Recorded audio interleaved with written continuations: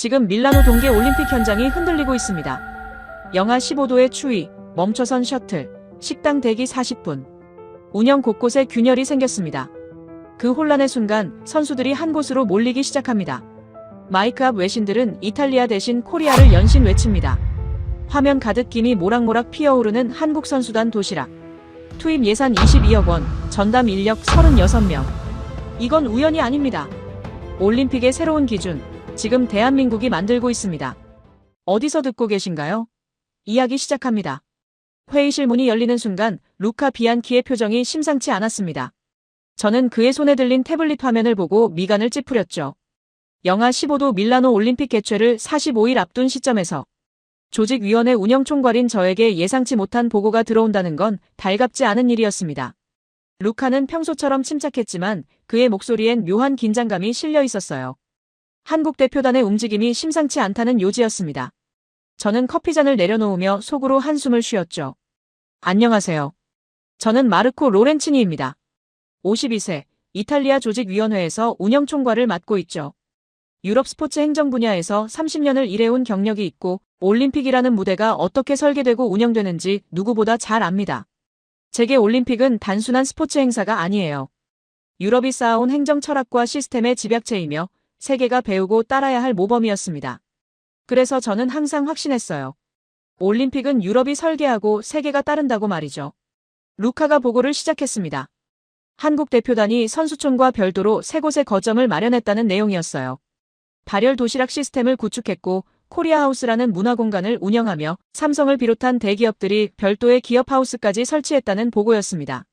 저는 태블릿 화면을 넘기며 사진들을 확인했죠.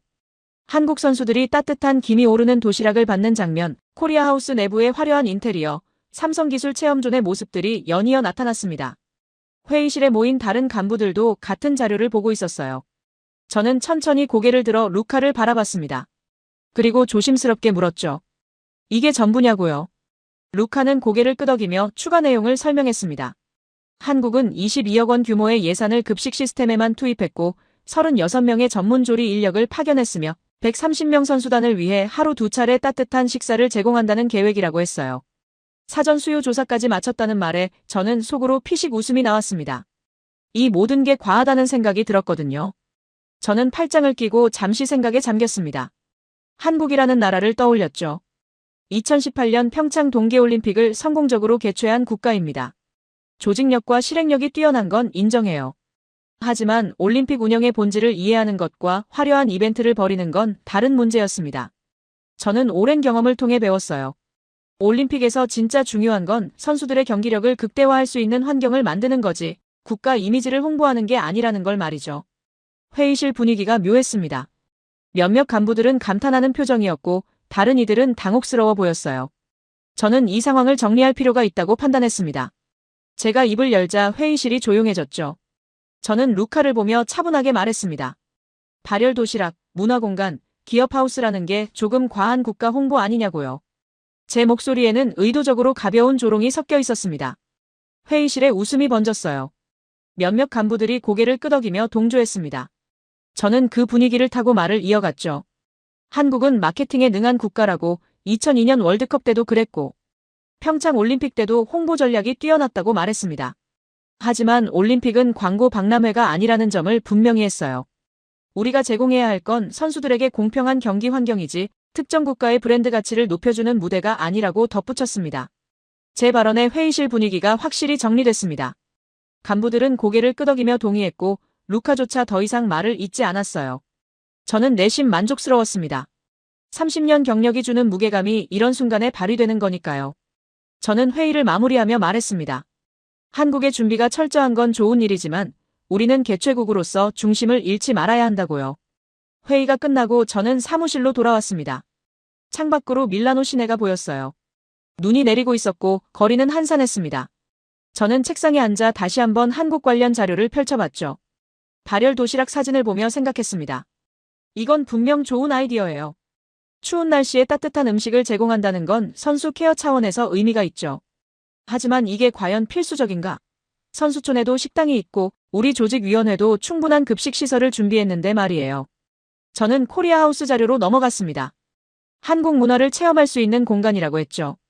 한복 체험, K-팝 공연, 한식 시연 등이 준비되어 있다고 했습니다. 화려하긴 하지만 이것도 결국 국가 홍보의 연장선이라는 생각이 들었어요. 올림픽 기간에 각국이 자국 문화를 알리는 건 자연스러운 일이지만 이 정도 규모는 과하다고 느껴졌습니다. 저는 자료를 덮으며 중얼거렸죠. 한국은 정말 마케팅의 진심이구나 하고요. 하지만 한편으론 불편한 감정도 있었습니다. 왜 한국만 이렇게 움직이는 걸까요? 다른 참가국들은 조용히 훈련에 집중하는데 유독 한국만 이렇게 눈에 띄는 활동을 벌이는 이유가 뭘까 하는 의문이 들었어요. 저는 스스로에게 답했습니다. 아마도 국가 이미지 제고가 목적일 거라고요. 한국은 여전히 국제 무대에서 자신들의 위상을 높이고 싶어하는 나라니까요. 저녁 무렵 루카가 다시 찾아왔습니다. 추가 보고가 있다며 조심스럽게 말을 꺼냈어요.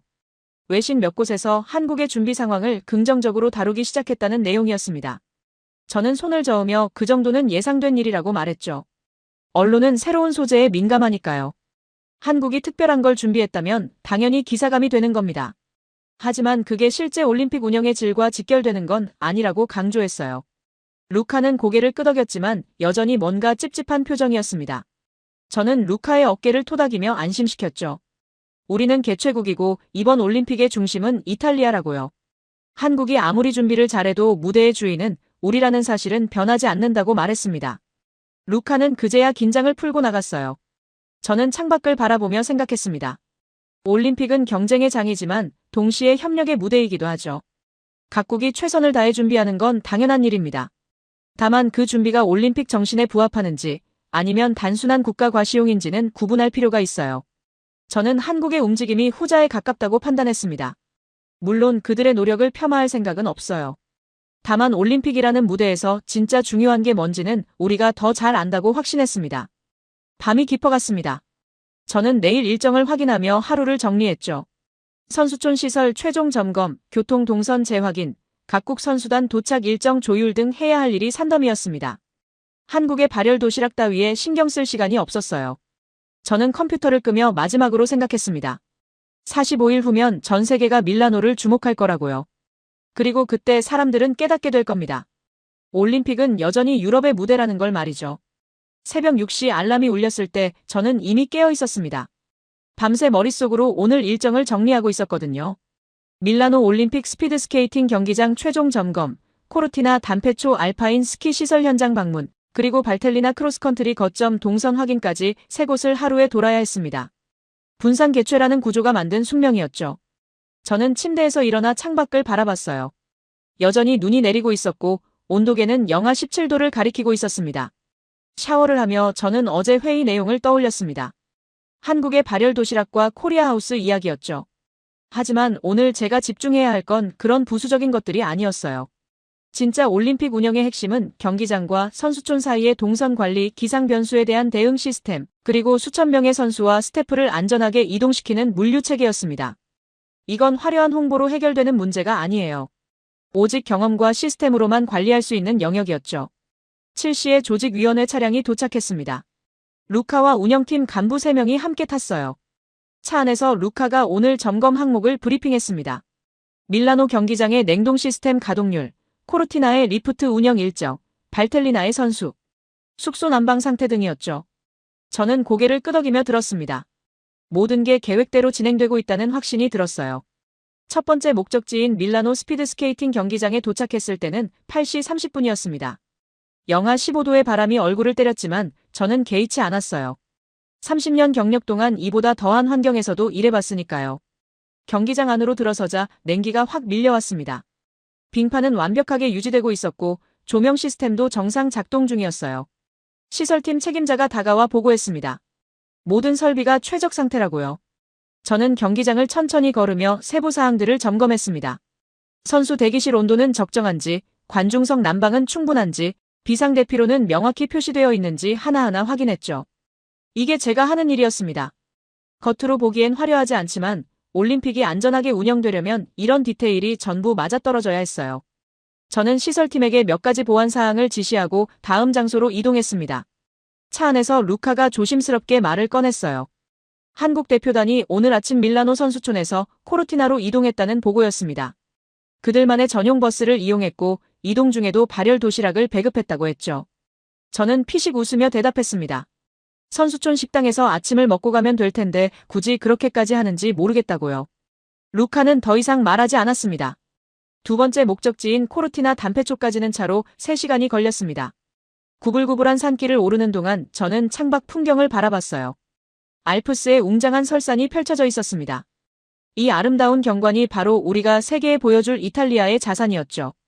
한국이 아무리 발열 도시락을 준비해도 이 장엄한 자연 앞에서는 무의미했습니다.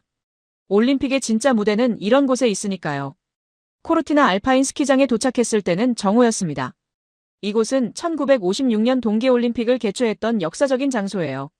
저는 이 전통이 자랑스러웠습니다. 70년 가까운 세월이 흘렀지만 여전히 세계 최고 수준의 시설을 유지하고 있으니까요. 저는 리프트를 타고 슬로프 상단까지 올라갔습니다. 영하 20도의 혹한이었지만 시야는 완벽했어요.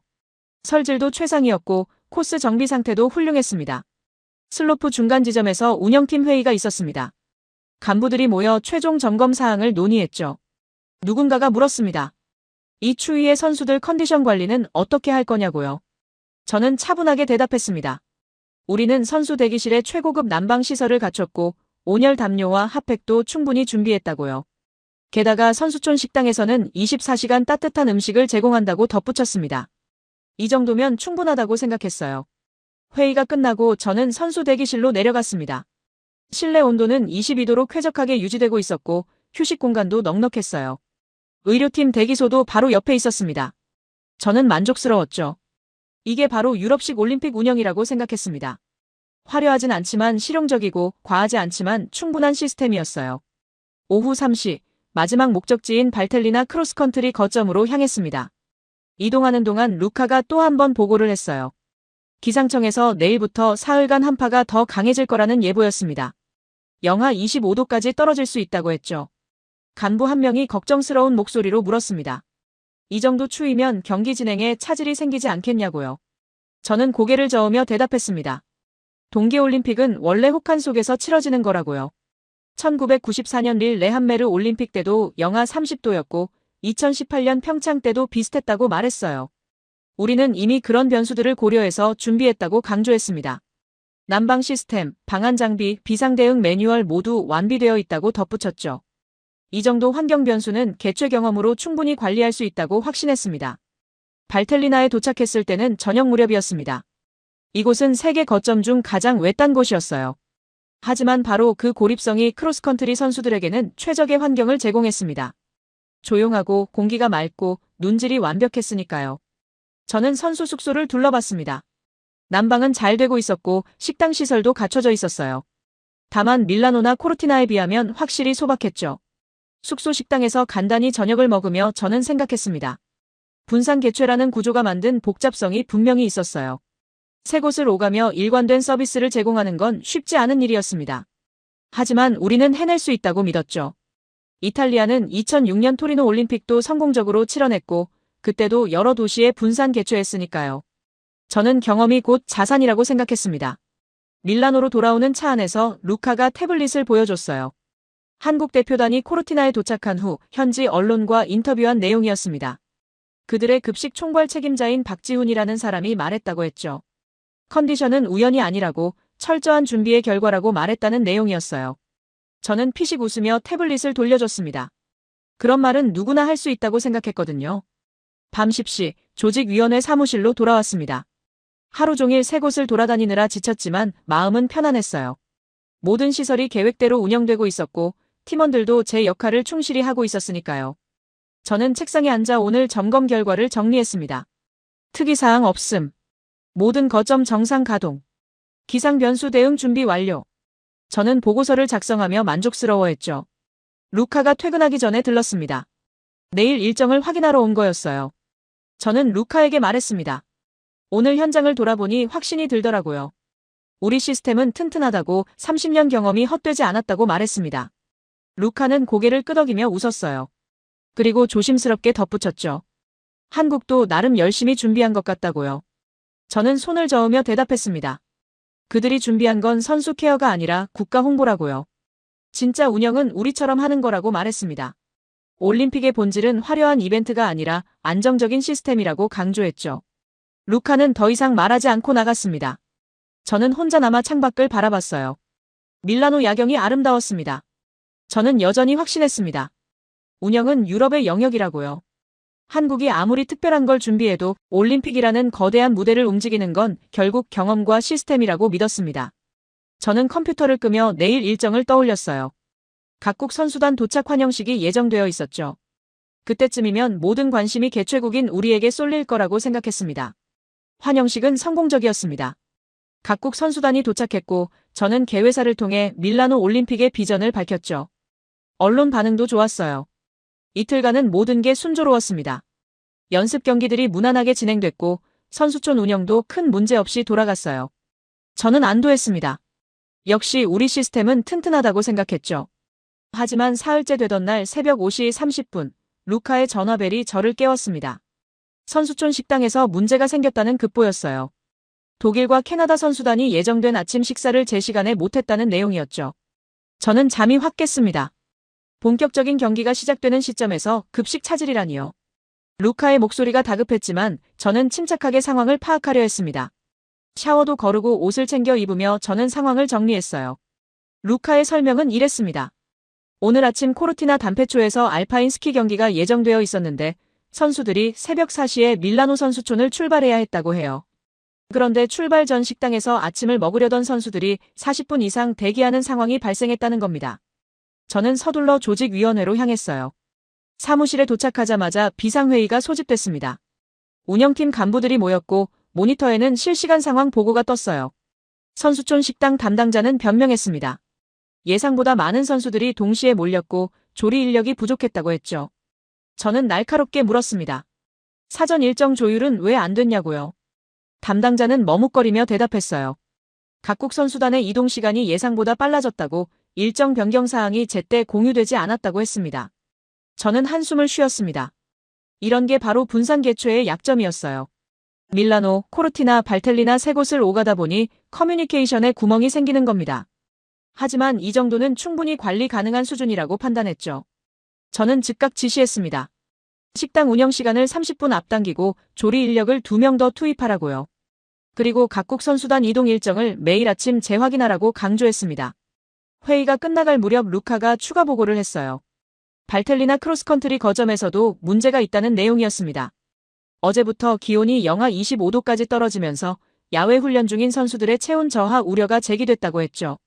의료팀에서 일부 선수들에게 경고를 보냈다는 보고였어요. 저는 고개를 끄덕이며 들었습니다. 예상했던 일이었으니까요. 저는 차분하게 대답했습니다. 확대 해석하지 말라고요. 호카는 동계올림픽의 당연한 변수이고 우리는 이미 충분한 대비책을 마련했다고 말했어요. 선수 대기실 난방 강화, 온열 담요 추가 배치, 의료팀 상시 대기 등 모든 조치가 이미 취해졌다고 강조했습니다. 이런 문제는 일정 조정과 운영 개선으로 충분히 해결 가능하다고 판단했죠. 간부들은 고개를 끄덕였지만 표정이 편치 않았어요. 루카가 또 다른 보고를 이어갔습니다. 밀라노에서 코르티나로 가는 산악 경로에서 이동 지연이 발생했다고 해요.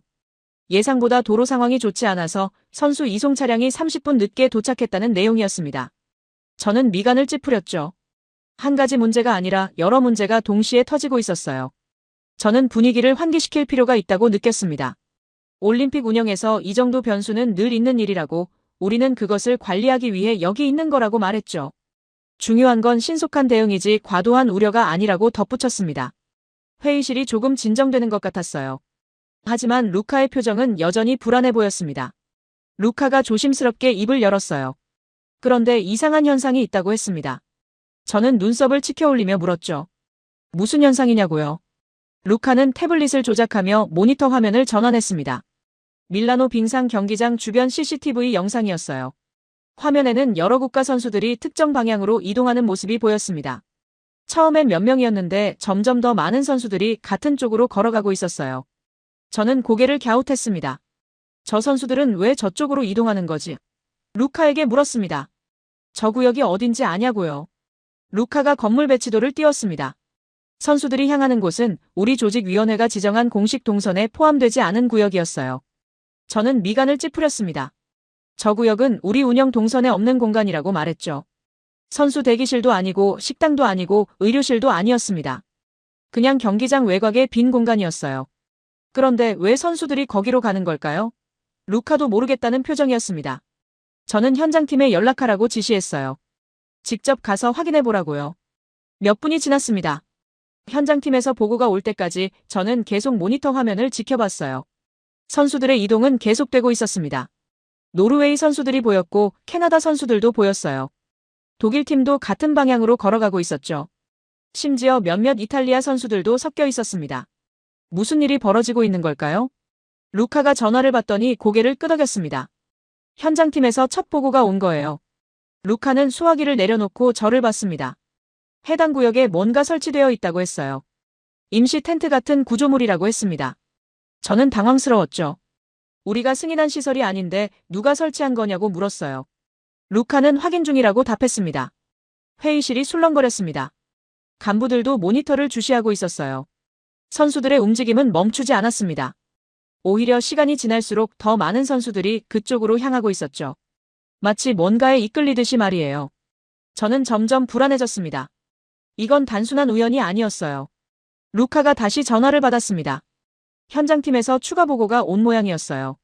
루카의 표정이 미묘하게 변했습니다. 그가 통화를 마치고 저를 봤죠. 텐트에서 뭔가 배급이 이루어지고 있다고 했습니다. 선수들이 줄을 서서 무언가를 받아가고 있다고 했어요. 저는 눈살을 찌푸렸습니다. 배급? 뭘 배급하는 거지? 루카가 잠시 후 보고했습니다. 현장팀이 확인한 결과 그건 어느 참가국이 자체적으로 설치한 거점이라고 해요. 저는 물었죠. 어느 나라냐고요? 루카가 조심스럽게 대답했습니다. 한국이라고요. 저는 잠시 말문이 막혔습니다. 한국? 그 발열 도시락 이야기였나요? 하지만 구체적인 내용은 아직 파악되지 않았습니다. 현장팀도 멀리서 관찰만 하고 있다고 했어요. 정확히 뭘 하는 곳인지, 왜 선수들이 그렇게 몰려가는지는 알 수 없다고 했습니다. 저는 답답했죠. 이유를 알아야 대응할 수 있는데 말이에요. 저는 간부들을 돌아봤습니다. 모두들 불안한 표정이었어요. 저는 최대한 침착하게 말했습니다. 아직 정확한 상황을 모르니 섣불리 판단하지 말자고요. 현장팀이 계속 모니터링하고 있으니 곧 보고가 올 거라고 덧붙였습니다. 하지만 제 목소리에는 확신이 없었어요. 모니터 화면 속에서 선수들은 계속 이동하고 있었습니다. 우리가 제공하는 식당이 아닌 다른 곳으로요. 왜 선수들이 우리 식당이 아니라 다른 곳으로 가고 있는 걸까요? 그 질문이 머릿속에서 맴돌았지만 답을 찾을 수 없었습니다. 저는 그저 화면을 응시할 수밖에 없었어요. 불안감이 점점 커지고 있었습니다. 저는 더 이상 회의실에 앉아 있을 수가 없었습니다. 모니터로 보는 것만으로는 상황을 정확히 파악할 수 없다고 판단했어요. 저는 자리에서 일어나며 루카에게 말했습니다. 직접 가보겠다고요. 현장을 봐야 뭐가 벌어지고 있는지 알 수 있을 거라고 덧붙였죠. 루카는 고개를 끄덕이며 따라왔습니다. 경기장에 도착했을 때는 오전 10시 30분이었습니다. 주차장에서 내리는 순간 차가운 바람이 얼굴을 때렸어요. 입김이 하얗게 나왔습니다. 저는 코트깃을 세우고 경기장 방향으로 걸었죠. 루카가 앞장서서 선수들이 이동한다던 그 구역으로 안내했습니다. 건물을 돌아가자 멀리 무언가 보였어요. 임시 텐트였습니다. 흰색 천막이 설치되어 있었고 입구에는 태극기가 붙어 있었어요. 아, 한국이구나 싶었습니다. 하지만 제가 놀란 건 그 다음이었어요. 텐트 앞에 선수들이 줄을 서 있었거든요. 적어도 20명은 넘어 보였습니다. 저는 멈춰 섰습니다. 루카도 저와 함께 멈췄죠. 저는 천천히 다가갔습니다. 선수들의 얼굴이 보이기 시작했어요. 노르웨이 유니폼을 입은 선수, 캐나다 팀 재킷을 입은 선수, 독일 선수들도 보였습니다. 그들은 조용히 차례를 기다리고 있었어요. 추운 날씨인데도 불평하는 사람은 없었습니다. 오히려 기대에 찬 표정들이었죠. 줄이 조금씩 앞으로 나아갔습니다. 저는 텐트 안쪽을 보려고 조금 더 다가갔어요. 그리고 그 순간을 봤습니다. 한 선수가 텐트 안에서 무언가를 받아 나오고 있었어요. 손에는 사각형 용기가 들려 있었습니다. 그리고 그 용기에서 김이 피어오르고 있었죠. 저는 눈을 의심했습니다. 영하 15도의 야외에서 김이 오르는 음식이라니요. 선수는 용기를 조심스럽게 들고 근처 벤치로 갔어요. 앉아서 뚜껑을 열었습니다. 그러자 더 많은 김이 솟아올랐죠. 선수는 만족스러운 표정으로 숟가락을 들었습니다. 저는 그 모습을 넋놓고 바라봤어요. 루카가 제 옆에서 조용히 말했습니다. 저게 발열 도시락이라고요. 버튼을 누르면 용기 자체에서 열이 발생해서 음식이 가열된다고 설명했어요. 저는 고개를 끄덕였지만 여전히 믿기지 않았습니다. 이론적으로는 가능한 기술이지만 실제로 작동하는 걸 보니 충격적이었거든요. 다른 선수들도 하나둘 용기를 받아 나왔습니다. 모두 같은 반응이었어요. 용기를 받자마자 미소를 지었고 김이 오르는 걸 보며 놀라워했죠. 한 캐나다 선수는 동료에게 말했습니다. 저건 어디서 받는 거냐고요. 동료가 대답했어요. 한국팀 거라고 누구나 받을 수 있다고 했습니다. 저는 점점 더 불편해졌습니다. 이건 단순히 음식을 나눠주는 게 아니었어요. 선수들에게 경험을 제공하고 있었던 겁니다. 영하의 날씨에 따뜻한 밥을 먹는다는 것, 그것도 즉석에서 가열된 음식을 먹는다는 건 분명 기억에 남을 경험이었죠. 저는 우리 선수촌 식당을 떠올렸습니다. 우리도 따뜻한 음식을 제공하지만 이런 임팩트는 없었어요. 저는 텐트에 더 가까이 다가갔습니다. 입구 쪽에서 한국 스태프들이 일하고 있었어요. 흰색 위생복을 입은 사람들이 질서정연하게 움직이고 있었습니다. 한 스태프는 용기를 건네주고 다른 스태프는 사용법을 설명하고 있었죠. 모든 게 체계적으로 보였습니다. 루카가 태블릿을 꺼내 보여줬습니다. 한국 대표단의 급식 시스템에 대한 추가 정보를 입수했다고 했어요. 저는 화면을 봤습니다. 세계 거점, 36명 조리 인력, 22억 원 예산이라는 숫자가 보였어요. 저는 그 숫자들을 다시 읽었습니다. 22억 원을 급식에만 투입했다고요? 루카가 계속 설명했습니다. 밀라노, 코르티나, 발텔리나 세 곳에 각각 거점을 설치했다고 해요. 130명 선수단을 위해 하루 2차례 급식을 제공한다고 했습니다. 사전 수요 조사도 완료했고 선수 개개인의 식단 선호도까지 파악했다고 했죠. 저는 말문이 막혔습니다. 저는 루카를 봤습니다. 그리고 조용히 물었어요. 그건 홍보용 아니었냐고요. 일주일 전 회의에서 저는 분명히 말했었습니다. 한국은 마케팅에 능한 국가라고, 이건 과도한 국가 홍보라고 했었죠. 하지만 지금 제 눈앞에 펼쳐진 광경은 홍보가 아니었습니다. 루카가 조심스럽게 대답했습니다. 아니라고요. 이건 설계된 운영 시스템이라고 말했어요. 홍보를 위한 일회성 이벤트가 아니라 올림픽 기간 내내 지속 가능한 구조라고 덧붙였습니다. 저는 다시 텐트를 바라봤어요. 스태프들의 움직임, 선수들의 반응, 모든 게 계획되고 준비된 것처럼 보였습니다. 한 독일 선수가 도시락을 들고 나오며 동료에게 말했습니다. 이거 정말 신기하다고, 버튼만 누르면 뜨거워진다고 했어요. 동료가 물었죠. 맛은 어떠냐고요? 선수는 엄지를 치켜세웠습니다. 컨디션 관리에 완벽하다고 말했어요. 저는 그 대화를 들으며 뭔가 깨달았습니다. 이건 단순히 배를 채우는 게 아니었어요. 컨디션 관리였습니다. 영하 15도에서 훈련하고 경기하는 선수들에게 체온 유지는 필수였죠. 따뜻한 음식은 단순한 식사가 아니라 경기력에 직결되는 요소였습니다. 한국은 바로 그 지점을 공략한 거예요. 저는 우리 조직위원회의 대응을 떠올렸습니다. 오늘 아침 식당 문제가 발생했을 때 저는 뭐라고 했죠? 조리 인력 2명 추가, 운영시간 30분 앞당기기. 그게 전부였습니다. 우리는 문제에 대응하고 있었어요. 하지만 한국은 애초에 문제가 생기지 않도록 시스템을 만들었던 겁니다. 루카가 덧붙였습니다. 한국은 사전에 기상 데이터를 분석했다고 해요. 밀라노 동계 기온, 경기 일정, 선수 이동 동선을 모두 고려해서 거점 위치를 선정했다고 했습니다. 그리고 각 거점마다 충분한 인력과 장비를 배치했죠. 저는 그 말을 들으며 숨이 막혔습니다. 우리가 대응하고 있을 때 그들은 이미 대비를 끝냈던 거예요. 우리가 문제를 관리하려 할 때 그들은 문제 자체를 제거하는 구조를 만들었던 겁니다. 저는 30년 경력의 운영 전문가였지만 이 차이를 간과했어요. 대응과 대비, 관리와 설계, 그 차이를 이해하지 못했던 겁니다. 저는 텐트 주변을 천천히 걸었습니다. 뒤쪽으로 돌아가니 조리 공간이 보였어요. 스테인리스 작업대, 보온 용기들, 체계적으로 정리된 식재료들이 있었습니다. 스태프들은 분주하게 움직이고 있었지만 혼란스럽지 않았어요. 모든 게 정해진 동선대로 흘러가고 있었습니다. 저는 루카에게 물었습니다. 다른 거점들도 이런지요? 루카는 고개를 끄덕였어요. 코르티나와 발텔리나도 동일한 시스템으로 운영 중이라고 했습니다.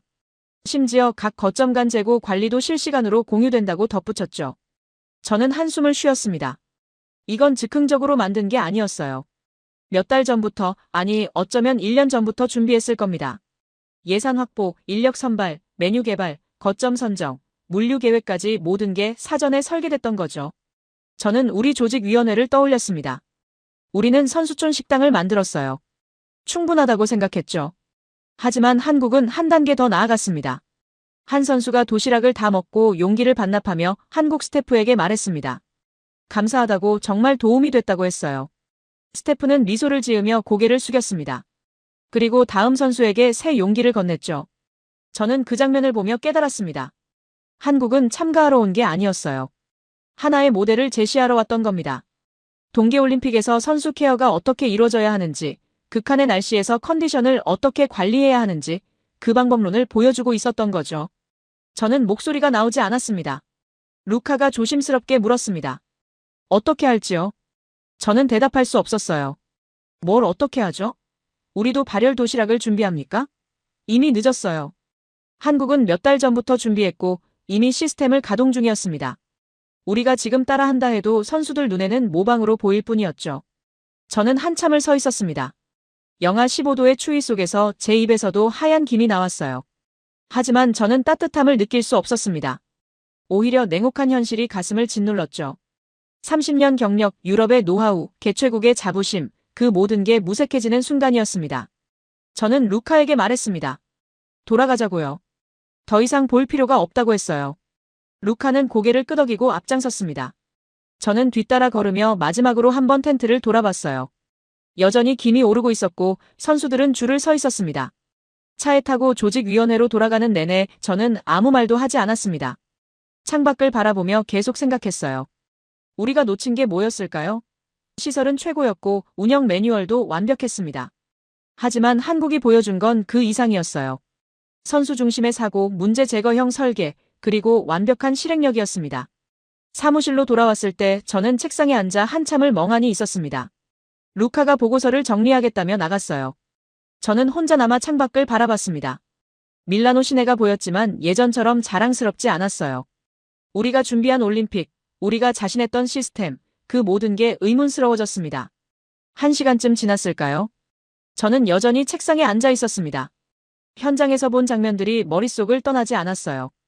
김이 오르는 도시락, 줄 서는 선수들, 만족스러워하는 표정들. 하지만 시간이 지나면서 충격은 서서히 다른 감정으로 바뀌기 시작했습니다. 이건 아니라는 생각이 들었어요. 뭔가 다른 설명이 있을 거라고, 제가 놓친 부분이 있을 거라고 스스로를 설득했죠. 저는 루카에게 연락했습니다. 간부들을 소집하라고요. 상황을 정리할 필요가 있다고 말했어요. 사실은 제 판단이 틀리지 않았다는 걸 확인받고 싶었습니다. 30분 후 회의실에 간부들이 모였습니다. 모두들 불안한 표정이었어요. 아침에 있었던 식당 문제, 선수들의 이동, 그리고 제가 현장에 다녀온 사실까지 소문이 퍼진 모양이었습니다. 저는 회의실 앞에 섰습니다. 침착함을 유지하려 애썼지만 마음은 복잡했죠. 저는 입을 열었습니다. 오늘 아침 상황에 대해 보고하겠다고 말했어요. 선수촌 식당 문제는 이미 조치를 취했고 앞으로는 재발하지 않을 거라고 강조했습니다. 간부들이 고개를 끄덕였어요. 그리고 저는 한국 대표단 거점에 대해 언급했습니다. 밀라노 경기장 인근에 한국이 자체 급식 시스템을 운영 중이라고 설명했죠. 제 목소리는 점점 방어적으로 변했습니다. 좋다고 말했어요. 한국의 준비는 분명 인상적이라고 인정했습니다. 발열 도시락이라는 기술도 흥미롭다고 덧붙였죠. 하지만 이어서 말했습니다. 결국 이건 과도한 국가 홍보 전략 아니냐고요. 22억 원을 급식에 투입하는 건 정상적인 범위를 넘어선 거라고 강조했습니다. 간부 한 명이 조심스럽게 물었습니다. 하지만 선수들이 실제로 이용하고 있지 않냐고요. 저는 고개를 끄덕였어요. 맞다고, 호기심 때문이라고 말했습니다. 새로운 걸 경험해보고 싶어하는 건 자연스러운 일이라고 덧붙였죠. 하지만 곧 우리 식당으로 돌아올 거라고, 일시적 현상일 뿐이라고 주장했습니다. 루카가 조용히 손을 들었습니다. 보고할 게 있다고 했어요. 저는 루카를 봤습니다. 그의 표정이 심상치 않았죠. 루카는 태블릿을 모니터에 연결했습니다. 화면에 데이터가 나타났어요. 저는 의자에 앉아 화면을 바라봤습니다. 루카가 설명하기 시작했습니다. 오늘 오전 한국 급식 거점 이용 현황을 조사했다고 해요. 밀라노 거점만 집계한 결과라고 전제했습니다. 화면에 국가명이 떴어요. 노르웨이, 캐나다, 독일, 스웨덴, 미국, 일본, 이탈리아. 총 7개국 선수들이 이용했다고 했습니다. 저는 미간을 찌푸렸습니다. 7개국이요? 루카는 고개를 끄덕이며 계속 설명했어요. 오전 시간대에만 총 67명의 선수가 한국 거점을 방문했다고 합니다. 이 중 42명이 발열 도시락을 받아갔다고 했죠. 저는 숫자를 다시 확인했어요. 67명, 42명. 적지 않은 숫자였습니다. 간부들이 술렁거렸습니다. 누군가 물었어요. 우리 식당 이용자는 몇 명이었냐고요. 루카가 대답했습니다. 같은 시간대 128명이라고 했어요. 저는 재빨리 계산했습니다. 한국 거점 67명, 우리 식당 128명. 비율로 따지면 3분의 1 이상이 한국 쪽으로 간 거였죠. 저는 애써 침착하게 말했습니다. 그래도 우리 식당 이용자가 더 많지 않냐고요. 아직 대다수 선수들은 우리 시설을 이용한다고 강조했습니다. 하지만 제 목소리에는 확신이 없었어요. 간부들도 그걸 눈치챘을 겁니다. 루카가 다음 데이터를 보여줬습니다. SNS 분석 결과였어요. 오늘 하루 동안 발열 도시락 관련 게시물이 급증했다고 합니다. 인스타그램, 트위터, 틱톡 등에서 영상과 사진이 쏟아지고 있다고 했죠. 화면에 실제 게시물들이 나타났습니다. 한 노르웨이 선수가 올린 영상이 보였어요. 발열 도시락 버튼을 누르는 장면을 클로즈업으로 찍었더군요. 김이 피어오르자 카메라가 선수 얼굴로 이동했고 선수는 놀란 표정을 지었습니다. 조회수가 15만 회였어요. 댓글은 수백 개가 달려 있었죠. 다른 게시물도 비슷했습니다. 캐나다 선수는 도시락을 먹으며 셀카를 찍었어요. 캡션에는 이렇게 적혀 있었습니다. 영하 15도에서 따뜻한 한식을 먹다니 천국이라고요. 좋아요가 10,000개를 넘었습니다. 독일 선수는 한국 스태프들과 함께 찍은 사진을 올렸어요. 감사 인사를 남겼더군요. 저는 화면을 보며 불편했습니다. 이건 단순한 호기심이 아니었어요. 선수들이 진심으로 만족하고 있었고 그 경험을 자발적으로 공유하고 있었던 겁니다. SNS는 거짓말을 하지 않죠. 강요된 게시물과 자발적인 게시물은 분위기가 다릅니다. 이건 명백히 후자였어요. 루카가 마지막 자료를 보여줬습니다. 외신 기사 모음이었어요. 오늘 하루 동안만 12개 매체에서 한국 시스템을 언급했다고 합니다. 저는 기사 제목들을 읽었어요. 한국의 혁신적 선수 케어, 발열 도시락이 바꾼 동계올림픽, 밀라노에서 빛난 한국 기술. 모두 한국을 칭찬하는 내용이었습니다. 한 기사를 클릭했습니다. 본문을 읽어봤어요. 기자는 직접 현장을 방문했다고 했습니다. 한국 거점에서 선수들을 인터뷰했다고 했죠. 노르웨이 선수의 말이 인용되어 있었어요. 컨디션 관리에 정말 도움이 된다고 한국팀의 배려가 감동적이라고 말했다더군요. 저는 기사를 덮었습니다. 그리고 회의실을 둘러봤어요. 간부들은 모두 침묵하고 있었습니다. 누구도 제 주장에 동조하지 않았어요. 과도한 홍보 전략이라는 제 말이 설득력을 잃고 있었던 겁니다. 저는 다시 말했습니다. 하지만 이건 지속 가능하지 않다고요. 올림픽이 끝나면 의미가 없어질 거라고 주장했습니다. 일회성 이벤트일 뿐이라고 덧붙였죠. 하지만 제 목소리는 점점 작아지고 있었어요. 루카가 조심스럽게 반박했습니다. 하지만 마르코, 이미 7개국 선수들이 이용했다고요. SNS 조회수는 수십만 회를 넘었다고 했습니다. 외신 기사도 계속 나오고 있다고 덧붙였어요. 이걸 단순히 홍보라고 치부하기엔 실제 사용 사례가 너무 많다고 말했습니다. 저는 할 말을 잃었습니다. 루카의 말이 맞았어요. 67명의 선수, 15만 조회수, 12개 언론사. 이 숫자들은 제 주장을 무력화시켰습니다. 홍보라면 과장되고 화려하기만 할 겁니다. 하지만 한국이 한 건 실질적인 서비스 제공이었어요. 선수들이 직접 경험하고 만족하고 자발적으로 알리고 있었던 겁니다. 간부 한 명이 조심스럽게 물었습니다. 우리도 대응해야 하는 거 아니냐고요. 저는 고개를 저었습니다. 아직은 아니라고 상황을 좀 더 지켜보자고 말했어요. 하지만 속으로는 초조했습니다. 대응한다고 해도 뭘 어떻게 하죠? 지금 발열 도시락을 준비한다고 해도 이미 늦었어요. 루카가 추가 보고를 했습니다.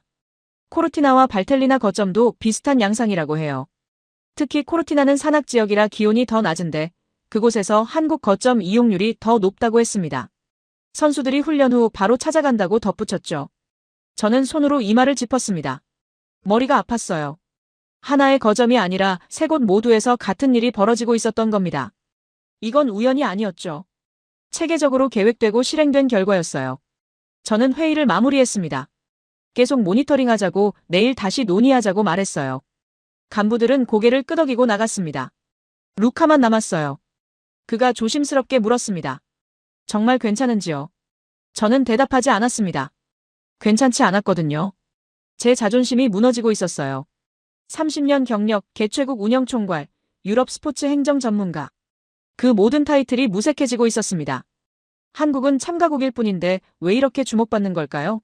우리가 무대를 만들었는데 왜 그들이 중심이 되고 있는 걸까요? 루카가 나가고 저는 혼자 남았습니다. 회의실 스크린에는 여전히 데이터가 떠 있었어요. 7개국 67명, 15만 조회수, 12개 기사. 숫자들이 저를 압박했습니다. 저는 스크린을 껐어요. 하지만 숫자들은 머릿속에서 사라지지 않았습니다. 저는 책상에 앉아 생각했습니다. 제가 틀렸던 걸까요?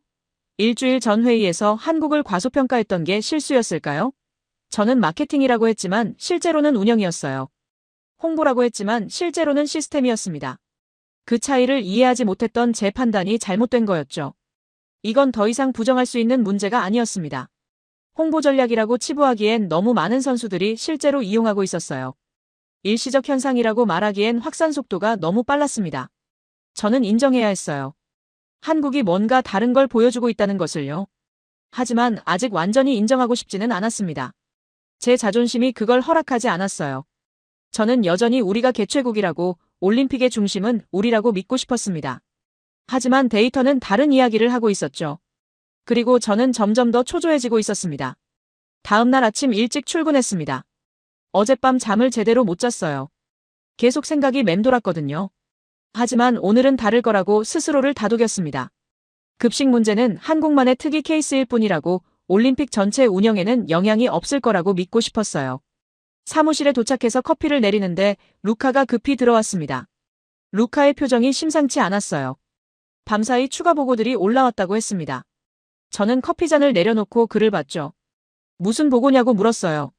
루카는 태블릿을 건네며 직접 보는 게 빠를 거라고 말했습니다. 저는 화면을 봤어요. 기술 운영팀에서 올린 보고서였습니다. 첫 번째 항목이 눈에 들어왔습니다. 코르티나 담페초 알파인 스키 경기장 운영 보고였어요. 어제 경기 중 실시간 통역 시스템이 가동됐다고 했습니다. 저는 고개를 갸웃했죠. 우리 조직위원회도 통역 서비스를 제공하는데 뭐가 문제냐고 물었어요. 루카가 조심스럽게 말했습니다. 우리 시스템이 아니라고요. 보고서를 자세히 읽었습니다. 삼성이 제공한 AI 통역기기가 산악 경기장 운영진 사이에서 사용됐다고 해요. 이탈리아어, 영어, 한국어를 실시간으로 번역했다고 합니다. 현장 코디네이터들 사이에서 평가가 좋았다고 덧붙였죠. 저는 미간을 찌푸렸습니다. 우리 통역 인력이 있는데 왜 저런 기기를 쓴 거죠? 루카가 설명했습니다. 현장 운영진들이 자발적으로 사용했다고 해요. 긴급 상황에서 즉각적인 의사소통이 필요했는데 AI 기기가 더 빠르고 정확했다고 합니다. 특히 전문 용어 번역에서 탁월했다고 했죠. 저는 할 말을 잃었어요. 이건 급식과는 전혀 다른 영역이었습니다. 다음 항목을 봤습니다. 밀라노 빙상 경기장 판독 시스템 보고였어요. 쇼트트랙 경기에서 삼성 전광판과 판독 장비가 사용됐다고 합니다. 기존 시스템보다 반응 속도가 0.3초 빨랐다고 했죠. 심판진에서 안정성 평가 점수를 상향 조정했다는 내용도 있었어요. 저는 보고서를 읽으며 당황스러웠습니다. 저는 루카에게 물었습니다. 이게 언제부터 사용된 거냐고요. 루카가 대답했어요. 개막 첫날부터라고 합니다. 한국이 공식 협찬사로 장비를 제공했고 우리 기술팀이 테스트 후 승인했다고 했죠. 저는 기억을 더듬었어요. 맞아요. 승인 서류에 사인한 기억이 있었습니다. 하지만 그땐 단순한 장비 제공으로만 생각했었죠. 세 번째 보고가 더 충격적이었습니다. 국제올림픽위원회 인사들의 일정 변경 사항이었어요. 어제 저녁 IOC 부위원장과 몇몇 국제연맹 회장들이 코리아하우스를 방문했다고 합니다. 예정에 없던 일정이었다고 했죠. 저는 눈을 크게 떴어요. IOC 부위원장이요? 루카가 추가 설명을 했습니다. 방문 목적은 한국 문화체험이었다고 해요. 하지만 현장에서 급식 시스템과 기술 지원 현황에 대한 브리핑도 이루어졌다고 합니다. 부위원장이 상당히 관심을 보였다고 덧붙였죠. 저는 보고서를 내려놓았어요. 이건 뭔가 잘못 돌아가고 있었습니다. 저는 루카를 똑바로 봤습니다. 그리고 물었어요. 이게 전부냐고요? 루카는 잠시 망설이다 고개를 저었습니다. 더 있다고 했어요. 저는 한숨을 쉬었습니다. 계속 말해보라고 했죠. 루카가 다른 파일을 열었습니다. 코리아하우스 방문객 통계였어요. 지난 사흘간 총 340명이 방문했다고 합니다. 이 중 선수가 180명, 코치와 스태프가 120명, 언론인과 관계자가 40명이었다고 했죠. 저는 숫자를 다시 확인했어요. 340명이요? 사흘 만에요? 루카가 화면을 넘겼습니다. 방문객 국적 분포가 나타났어요. 32개국에서 왔다고 합니다. 노르웨이, 캐나다, 독일은 물론이고 미국, 프랑스, 일본, 심지어 남미 국가들까지 포함되어 있었죠. 저는 믿기지 않았어요. 이렇게 많은 나라 사람들이 한국 문화공간을 방문한 거였습니다. 루카가 방문 프로그램을 설명했습니다. 한복 체험, 전통차 시음, K-팝 공연, 그리고 삼성기술 체험존이 있다고 해요. 특히 VR 훈련 시뮬레이터가 인기라고 했습니다. 선수들이 가상 환경에서 코스를 미리 체험할 수 있다고 했죠. 몇몇 코치들은 이걸 실제 훈련에 활용하고 있다고 덧붙였어요. 저는 의자에 깊숙이 앉았습니다. 그리고 생각했어요. 급식, 통역, 판독 시스템, 문화체험, 기술 지원. 이 모든 게 한국에서 나온 거였습니다. 저는 처음엔 발열 도시락 하나의 문제라고 생각했어요. 과도한 홍보 전략이라고 치부했죠. 하지만 지금 보니 전혀 달랐습니다. 저는 루카에게 물었습니다. 이 모든 게 연결되어 있는 거냐고요. 루카는 고개를 끄덕였어요. 그리고 조심스럽게 말했습니다. 마르코, 이건 단일 이벤트가 아니라고요. 식사와 문화와 기술이 하나로 연결돼 있다고 했습니다. 저는 다시 보고서를 펼쳤습니다. 처음부터 다시 읽어봤어요. 그리고 패턴이 보이기 시작했습니다. 선수들은 한국 거점에서 따뜻한 식사를 하고 코리아 하우스에서 문화를 체험하고 경기장에서는 삼성 기술을 사용했어요. 모든 접점에서 한국을 경험하고 있었던 겁니다. 이건 우연이 아니었습니다. 개별적인 활동들이 아니었어요.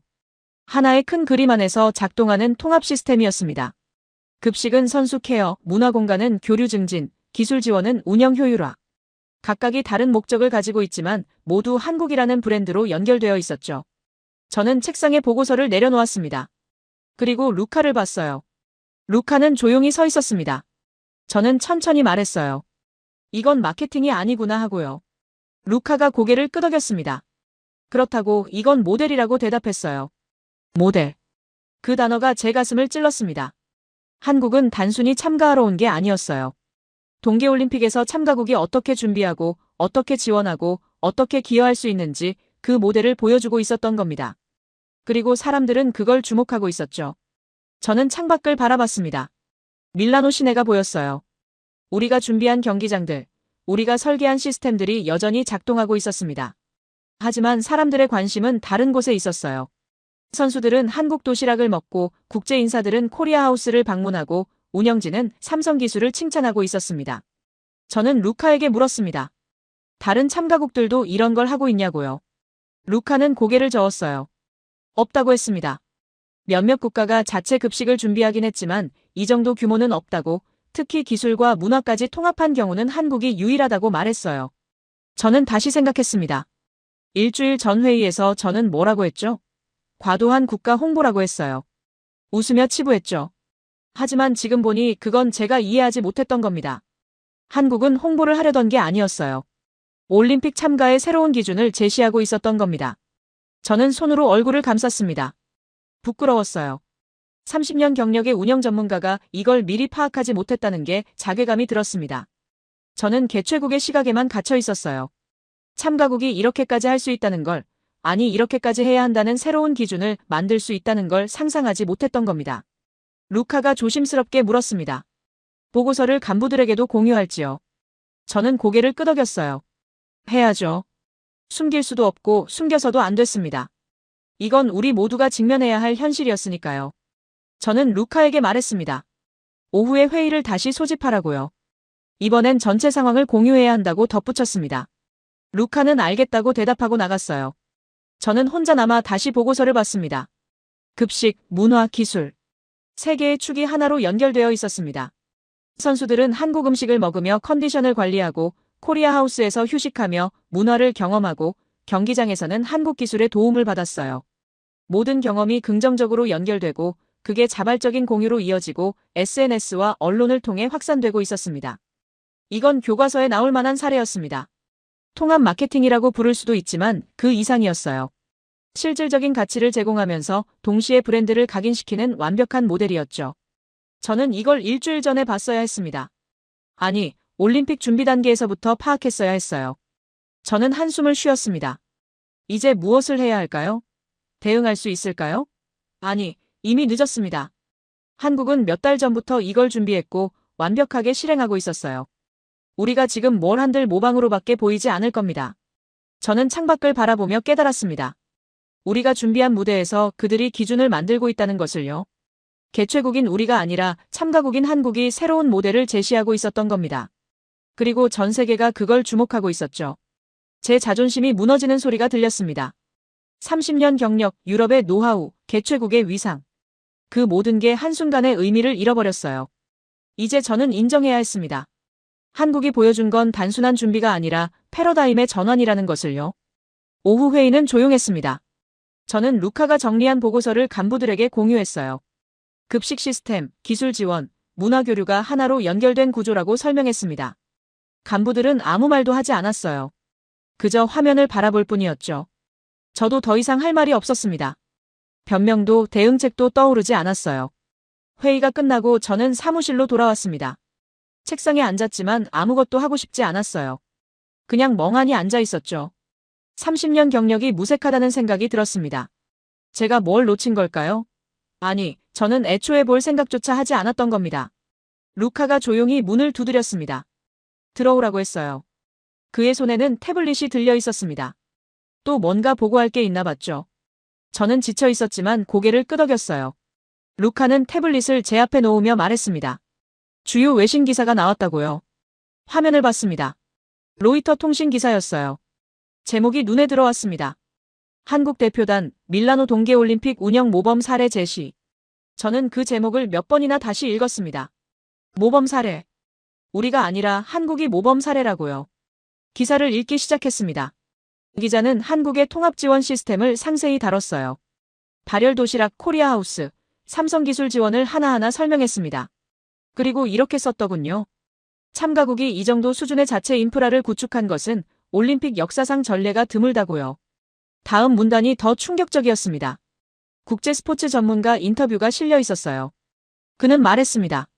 한국 모델은 향후 올림픽 참가국들이 벤치마킹해야 할 사례라고요. 단순히 경기 참여를 넘어 선수 복지와 기술 혁신을 통합한 접근법이 인상적이라고 덧붙였습니다. 저는 기사를 덮었습니다. 루카가 조용히 서 있었어요. 저는 그에게 물었습니다. 다른 언론사도 비슷한 기사를 냈는지요? 루카는 고개를 끄덕였어요. BBC, CNN, 프랑스 AFP 모두 유사한 내용을 보도했다고 합니다. 톤도 비슷하다고 덧붙였죠. 저는 창밖을 바라봤습니다. 해가 지고 있었어요. 밀라노의 저녁 하늘은 붉게 물들어 있었습니다. 아름다운 풍경이었지만 제 마음은 텅 비어 있었어요. 저는 혼잣말처럼 중얼거렸습니다. 우리가 준비한 무대에서 그들이 기준을 만들고 있다고요. 루카가 제 말을 들었는지 모르겠습니다. 저는 계속 말했어요. 우리는 경기장을 짓고 시스템을 만들고 운영 매뉴얼을 작성했다고요. 모든 게 완벽했다고 생각했죠. 하지만 한국은 그 위에 새로운 층을 쌓았습니다. 우리가 제공한 기본 인프라 위에서 그들만의 생태계를 구축한 거였어요. 저는 자리에서 일어나 창가로 갔습니다. 밀라노 시내가 내려다 보였어요. 저 아래 어딘가에서 선수들은 한국 도시락을 먹고 있을 겁니다. 코리아하우스에서는 문화 프로그램이 진행되고 있겠죠. 경기장에서는 삼성기술이 작동하고 있을 거예요. 모든 게 우리 시야 밖에서 일어나고 있었습니다. 제 자존심이 완전히 무너지는 순간이었습니다. 30년간 쌓아온 확신, 개최국으로서의 자부심, 유럽 스포츠 행정의 우월함. 그 모든 게 허상이었던 걸까요? 아니, 허상은 아니었어요. 우리가 한 일들도 분명 의미가 있었습니다. 하지만 그것만으로는 부족했던 겁니다. 저는 루카를 돌아봤습니다. 그리고 물었어요. 당신은 언제부터 알았냐고요? 한국이 이렇게 준비했다는 걸 언제 알아챘냐고 물었습니다. 루카는 잠시 망설이다 대답했어요. 처음 보고를 받았을 때부터 뭔가 다르다고 느꼈다고 합니다. 하지만 확신하지 못했다고, 저도 과소평가했다고 조심스럽게 말했죠. 저는 쓴웃음을 지었습니다. 우리 모두가 과소평가했던 거예요. 한국을 마케팅에 능한 국가로만 봤습니다. 화려한 겉모습만 있고 실질은 없을 거라고 생각했죠. 하지만 실제로는 정반대였어요. 겉모습은 화려했지만 그 안에 단단한 시스템이 있었던 겁니다. 저는 다시 앉았습니다. 책상 위에는 여전히 외신 기사가 떠 있었어요. 모범 사례라는 단어가 눈에 계속 들어왔습니다. 저는 루카에게 말했어요. 이제 어떻게 해야 하는지 모르겠다고요. 솔직한 심정이었습니다. 루카가 조용히 대답했습니다. 인정하는 것부터 시작해야 한다고요. 한국이 잘했다는 걸 인정하고 우리가 배울 점을 찾아야 한다고 말했어요. 저는 고개를 끄덕였습니다. 맞아요, 인정해야 했습니다. 하지만 그게 쉽지 않았어요. 저는 혼자 남고 싶었습니다. 루카에게 먼저 퇴근하라고 했어요. 루카는 걱정스러운 표정으로 저를 봤지만 고개를 숙이고 나갔습니다. 문이 닫히고 저는 완전히 혼자가 됐어요. 침묵이 흘렀습니다. 사무실은 조용했고 밖에서는 차 소리만 들렸어요. 저는 그 침묵 속에 앉아 있었습니다. 생각할 것도 할 일도 없었어요. 그저 현실을 받아들이는 시간이 필요했습니다. 관심의 중심이 이동했습니다. 개최국에서 참가국으로, 이탈리아에서 한국으로요. 언론도 선수들도 국제 인사들도 모두 한국을 주목하고 있었어요. 우리가 만든 무대 위에서 그들이 주인공이 되고 있었습니다. 저는 눈을 감았습니다. 그리고 인정했어요. 제가 틀렸다고, 한국을 과소평가했다고, 새로운 기준을 보지 못했다고요. 30년 경력의 전문가로서 부끄러웠지만 이제는 인정할 수밖에 없었습니다. 밤이 깊어갔습니다. 저는 여전히 사무실에 앉아 있었어요. 창밖 밀라노의 불빛들이 하나둘 꺼져가고 있었습니다. 제 자존심도 그렇게 조용히 사라지고 있었죠. 그날 밤 저는 새벽 2시까지 사무실에 있었습니다. 집에 가도 잠을 못 잘 것 같았거든요. 책상에 앉아 지난 일주일을 되짚어봤어요. 처음 한국 보고를 받았을 때 제가 보인 반응, 과도한 홍보라며 웃었던 순간, 현장에서 기모르는 도시락을 봤을 때의 충격, 그리고 오늘 외신 기사를 읽으며 느낀 무력감까지 모든 게 선명했습니다. 며칠이 지났습니다. 올림픽은 계속 진행됐고 저는 제 역할을 다하려 애썼어요. 하지만 마음 한구석은 여전히 무거웠습니다. 한국 거점 이용률은 계속 증가했고 외신 기사도 끊이지 않았어요. 저는 그걸 지켜보면서 점점 확신하게 됐습니다. 이건 인정해야 한다고요. 올림픽 진행되는 가운데 중간평가회의가 소집됐습니다. IOC 관계자들과 각국 조직위원회 대표들이 참석하는 공식 자리였어요. 밀라노 올림픽 운영 전반을 평가하고 향후 개선 사항을 논의하는 자리였죠. 저는 개최국 운영총괄로서 발표를 준비했습니다. 회의실에 들어섰을 때 이미 많은 사람들이 와 있었어요. IOC 부위원장, 국제연맹 회장들, 각국 대표들이 자리하고 있었습니다. 저는 준비한 자료를 펼쳤어요. 손이 미세하게 떨렸지만 티내지 않으려 애썼습니다. 회의가 시작됐습니다. 먼저 각 부문별 운영 결과가 발표됐어요. 경기장 시설, 교통 편의성, 의료 지원, 모두 높은 평가를 받았습니다. 저는 안도했죠. 우리가 준비한 기본 인프라는 분명 훌륭했으니까요. 하지만 제 차례가 다가올수록 긴장됐습니다. 제 발표 순서가 왔습니다. 저는 일어나 앞으로 나갔어요. 스크린에 제가 준비한 슬라이드가 떴습니다. 밀라노 올림픽 운영 총괄 평가. 저는 심호흡을 하고 말을 시작했습니다. 먼저 성과를 보고했습니다. 분산 개최의 성공적 관리, 선수촌 만족도 4.2점, 경기 일정 차질 0건. 숫자로 보면 분명 좋은 성적이었어요. 참석자들이 고개를 끄덕였습니다. 저는 계속 발표를 이어갔죠. 하지만 다음 슬라이드에서 저는 잠시 멈췄습니다. 개선 사항 및 특이 사례. 이 부분을 어떻게 말해야 할지 고민했거든요. 저는 회의실을 둘러봤어요. 모두 제게 집중하고 있었습니다. 저는 결심했습니다. 솔직하게 말하기로요. 저는 입을 열었습니다. 이번 올림픽에서 주목할 만한 사례가 있다고 말했어요. 참가국 중 한국 대표단의 자체 지원 시스템이라고 소개했습니다. 회의실이 조금 술렁거렸어요. 몇몇 사람들은 이미 알고 있는 눈치였습니다. 저는 한국의 시스템을 설명하기 시작했습니다. 세계 거점, 36명 조리 인력, 22억 원 예산의 급식 체계, 발열 도시락이라는 혁신적 기술, 코리아하우스를 통한 문화교류, 삼성의 기술 지원까지 하나하나 나열하면서 저는 묘한 감정을 느꼈어요. 부러움과 존경이 섞인 감정이었습니다. 슬라이드를 넘겼습니다. 통계가 나타났어요. 7개국 67명 이용, SNS 조회수 수십만 회, 외신 보도 30건 이상. 숫자들이 한국의 영향력을 말해주고 있었습니다. 저는 잠시 말을 멈췄어요. 그리고 천천히 말했습니다. 한국 대표단의 지원 체계는 운영 효율성 측면에서 참고할 가치가 있다고요. 제 목소리는 떨리지 않았습니다. 확신에 차 있었어요. 회의실이 조용해졌습니다. 모두가 제 다음 말을 기다리고 있었죠. 저는 계속 말했습니다. 단순히 자국 선수만을 위한 지원이 아니라 다른 나라 선수들에게도 개방된 시스템이었다고요. 이것이 올림픽 정신에도 부합한다고 덧붙였습니다. 참가국이 이런 수준의 인프라를 구축한 것은 전례가 드물다고 평가했어요. IOC 부위원장이 손을 들었습니다. 질문이 있다고 했어요. 저는 고개를 끄덕였습니다. 부위원장이 물었죠. 개최국 입장에서 참가국의 이런 움직임을 어떻게 평가하는지요? 긍정적인지 아니면 부담스러운지 궁금하다고 했습니다. 저는 잠시 생각했습니다. 솔직하게 대답하기로 했어요. 처음에는 당황스러웠다고 말했습니다. 예상하지 못한 일이었다고요. 하지만 지금은 다르게 생각한다고 덧붙였습니다. 이것이 올림픽을 더 풍성하게 만들었다고, 선수들에게 더 나은 경험을 제공했다고 평가했어요. 부위원장이 고개를 끄덕였습니다. 저는 발표를 계속했어요. 마지막 슬라이드로 넘어갔습니다. 향후 재현. 제가 준비한 결론이었어요. 저는 회의실을 둘러봤습니다. 그리고 말했어요. 다음 동계올림픽 개최국들은 한국의 사례를 검토할 필요가 있다고요. 참가국의 자체 지원 시스템이 어떻게 전체 올림픽 경험을 향상시킬 수 있는지 연구해야 한다고 덧붙였습니다. 저는 한 발 더 나아갔습니다. 우리 이탈리아 조직위원회도 다음 국제대회 준비 시 이 모델을 참고하겠다고 선언했어요. 특히 선수 컨디션 관리와 기술 통합 부분에서 배울 점이 많다고 강조했습니다. 회의실에서 박수가 터져나왔습니다. 저는 의외였어요. 제 발표를 긍정적으로 받아들이는 분위기였습니다. 저는 고개를 숙이고 자리로 돌아왔죠. 앉으면서 루카를 봤습니다. 그는 조용히 고개를 들고 있었어요. 눈빛으로 격려를 보내는 것 같았습니다. 저는 작게 미소 지었어요. 무거웠던 짐을 조금 내려놓은 기분이었습니다. 회의가 끝나고 몇몇 사람들이 저에게 다가왔습니다. IOC 관계자 한 명이 악수를 청했어요. 솔직한 평가에 감사하다고 말했습니다. 개최국이 참가국의 혁신을 인정하는 것은 쉬운 일이 아닌데 용기 있는 결정이었다고 칭찬했죠. 저는 고개를 저었습니다. 용기가 아니라 사실을 말한 것뿐이라고 대답했어요. 한국이 정말 잘했다고, 우리가 배워야 한다고 솔직하게 말했습니다. 그 관계자는 제 어깨를 토닥이고 갔어요. 회의실을 나서며 저는 창밖을 봤습니다. 밀라노 시내가 보였어요.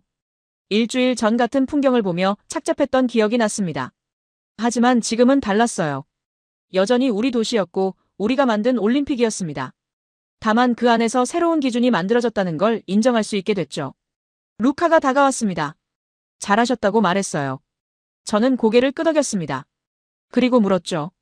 한국 측에 우리 평가를 전달할 수 있냐고요. 루카는 물론이라고 대답했어요. 저는 루카에게 말했습니다. 한국 급식 총괄 책임자 박지훈이라고 했죠. 그에게 감사 인사를 전하고 싶다고 했어요. 그들의 노력이 이번 올림픽을 더 의미 있게 만들었다고 말해달라고 부탁했습니다. 루카는 알겠다며 메모했어요. 사무실로 돌아왔습니다. 책상에 앉아 창밖을 봤어요. 해가 지고 있었습니다. 올림픽도 이제 일주일 남았죠. 저는 이번 경험을 통해 많은 걸 배웠습니다. 30년 경력이 전부가 아니라는 것, 과거의 방식이 항상 옳은 건 아니라는 것, 그리고 겸손하게 배우는 자세가 얼마나 중요한지를요. 저는 컴퓨터를 켰습니다. 이메일을 작성하기 시작했어요.